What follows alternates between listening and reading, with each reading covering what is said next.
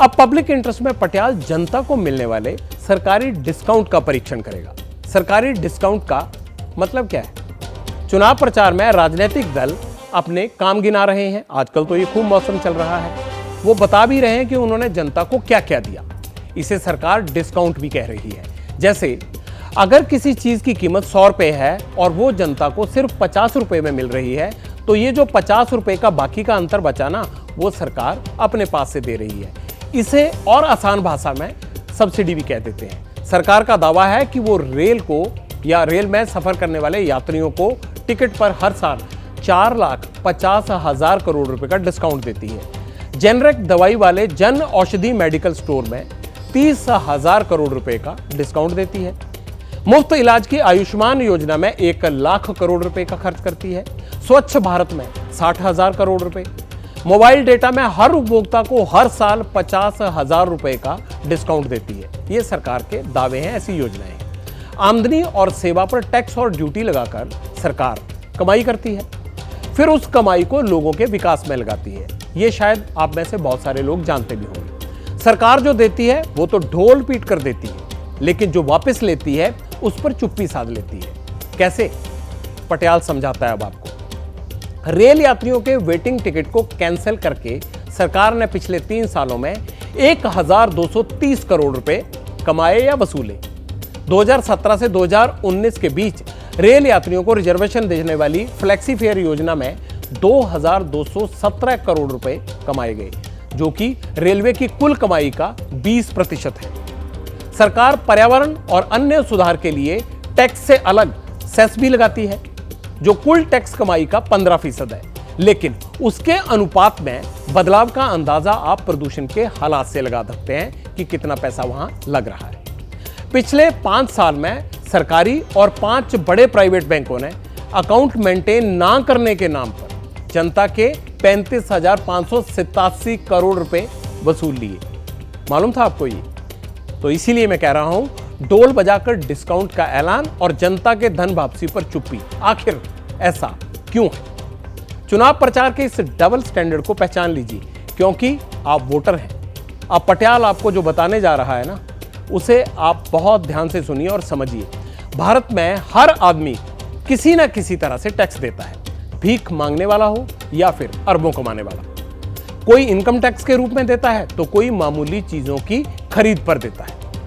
इसके बावजूद भारत में सरकारी सेवाओं के उपभोग में मिडिल क्लास की भागीदारी कितनी है? इसके आंकड़े बड़े चौंकाने वाले हैं, जरा गौर कीजिए। शिक्षा में देखें तो प्राइवेट स्कूलों में पढ़ने वाले बच्चों की संख्या 8 करोड़ 82 लाख है, जो कि कुल छात्रों का 39% है। बीमारी के इलाज में अभी भी देश का आम आदमी अपनी जेब से 47% खर्च करता है, यानी 100 रुपए में से 47 रुपए उसके अपने इलाज पर खर्च हो जाते हैं। सरकार मुफ्त इलाज का ढोल पीटती है, लेकिन यह आंकड़ा नहीं बताया जाता। पीने के पानी की बात करें तो बोतल बंद पानी की खरीद में भारत का नंबर दुनिया में 12वें नंबर पर है। शहरी भारत का 12% लोग जो हैं वो बोतल के पानी पर निर्भर है। 10 साल पहले यह संख्या करीब 3% होती थी। 2019 के आंकड़े के मुताबिक हर चौथे घर में साफ पानी के लिए वाटर प्यूरिफायर लगाना पड़ता है। बच्चों को जन्म देते समय अभी भी 1 लाख में से 97 मां मर जाती हैं, जबकि अनुपात 70 से कम होना चाहिए। 15 में से 49 साल की 57% महिलाएं कुपोषण का शिकार हैं हमारे यहाँ। प्राइमरी से 12 लाख से अधिक बच्चे पढ़ने का मौका नहीं पा रहे हैं।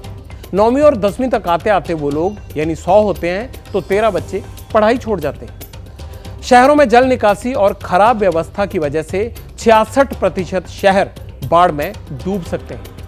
ये सब हम आपको जो इंफ्रास्ट्रक्चर मिला हुआ है उसके बारे में बता रहे हैं। सड़क में गड्ढों की वजह से देश में हर दिन कितने लोगों की जान चली जाती है? 5 लोगों की। खाने की खराब क्वालिटी और मिलावट की वजह से आम लोग बीमार पड़ते हैं और इसकी वजह से हर साल जीडीपी में 3 से 9% तक का नुकसान होता है। मालूम था आपको? अच्छा, चुनाव है, मीठा मीठा गप गप और कड़वा थूक दिया जाता है। पटियाल का सवाल यह है कि चुनाव आयोग इलेक्शन में वोटर को लालच देने से रोकता है, तो क्या डिस्काउंट का प्रचार वोटर को रिश्वत माना जाए? इस पर हमने चुनाव सुधार के क्षेत्र में काम करने वाले एक्सपर्ट से बात की है, आपको भी सुनवाते हैं। कोई भी पॉलिटिकल पार्टी अपनी गलतियां या जो खामियां हैं वो तो कभी बताएंगे नहीं। तो वो चीज तो तभी आएगी हमारे सामने जब जनता के पास पॉलिटिशियंस आते हैं वोट मांगने के लिए, तब उनसे ये सवाल किए जाएं कि भाई हमारे को बिजली, सड़क, पानी, प्रदूषण, इसके बारे में आप क्या कर रहे हैं और इसके बारे में क्या आश्वासन दे रहे हैं। तो उसका यही एक तरीका है। और वैसे इस पर इलेक्शन कमीशन का जैसे सवाल आपने पूछा है कि भाई इस पे उसको संज्ञान लेना चाहिए कि नहीं। सी, मॉडल कोड ऑफ कंडक्ट में जो दो चार चीजें दी गई हैं वो ये है कि जी, एक तो रैलीज कैसे करनी है उसमें कोई गड़बड़ नहीं होनी चाहिए, और कोई ऐसे हेट और टेंशन वगैरह पैदा करने वाली बातचीत नहीं करनी चाहिए। उन्हें मीटिंग्स जो हैं वो ठीक प्रकार से होनी चाहिए, उसमें उपद्रव नहीं होना चाहिए, प्रोहिबिशन जगह में नहीं होना चाहिए।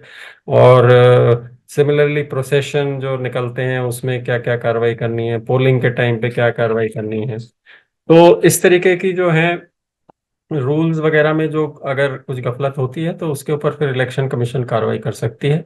लेकिन जहां तक ये फ्रीबीज देने का मामला है, इसके ऊपर सुप्रीम कोर्ट में भी कई बार सुनवाई हो चुकी है, और उसमें कोई ऐसा खास निकल के नहीं आया था। सुप्रीम कोर्ट की जो बाला सुब्रमण्यम वाली एक जजमेंट थी, उसके बाद इलेक्शन कमीशन ने तमाम पॉलिटिकल पार्टीज को बुला के बैठक करी थी और उनके साथ चर्चा की थी, और उसके बाद यही बताया गया था कि आपको जो भी वायदे करते हैं आपकी, हम ये डिस्काउंट देंगे, वो चीज़ करेंगे, उसकी जस्टिफिकेशन भी देनी चाहिए कि आप फाइनेंसेस उसके किस प्रकार से मीट करेंगे। लेकिन ये जनरली पॉलिटिकल पार्टीज करती नहीं है, वो वायदे तो जरूर कर देती हैं।